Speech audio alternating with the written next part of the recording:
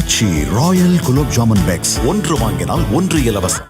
காசாவில் உள்ள ஹமாஸ் பயங்கரவாதிகளுக்கு எதிராக இஸ்ரேல் தீவிர போரில் ஈடுபட்டுள்ளது.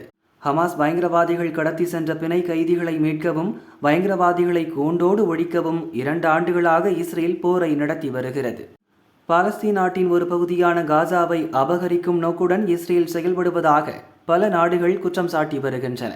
அதே நேரம் ஹமாஸ் பயங்கரவாதிகளை ஒழிக்கும் வரை காசாவில் போரை நிறுத்த மாட்டேன் என்று இஸ்ரேல் சொல்கிறது.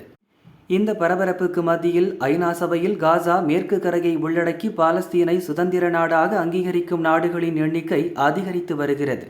இஸ்ரேலுக்கு ஆதரவு தெரிவித்து வந்த கனடா, பிரான்ஸ், பிரிட்டன் உள்ளிட்ட முக்கிய நாடுகள் பாலஸ்தீன் ஆதரவு கோஷத்தை இப்போது முன்னெடுத்துள்ளன.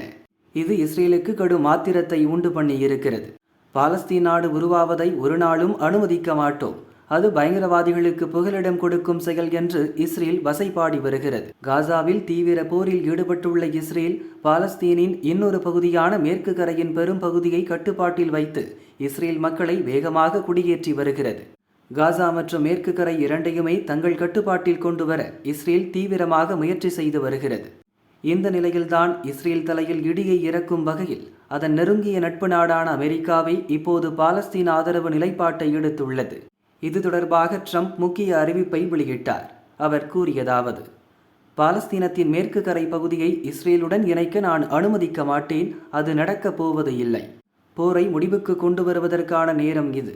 பிணை கைதிகளை திரும்பப் பெறுவது மற்றும் போரை முடிவுக்கு கொண்டு வருவதற்கான ஒப்பந்தம் விரைவில் ஏற்படலாம் என்று ட்ரம்ப் கூறியுள்ளார்.